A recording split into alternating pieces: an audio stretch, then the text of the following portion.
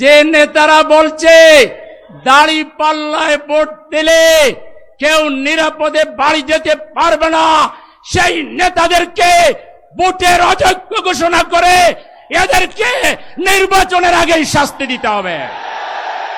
নির্বাচন কমিশনকে আরপিও সংশোধন করে এখন থেকেই কারা বাড়াবাড়ি করছে, কারা দেশের বিরুদ্ধে ষড়যন্ত্র করছে, আওয়ামী লীগের লোক বিএনপিতে ঢুকে যদি অতীত রাজনীতি করতে চায়, অতীত রাজনীতির জন্য হাসিনা যেভাবে অতীত হয়েছে আপনারা অতীত হয়ে যাবে।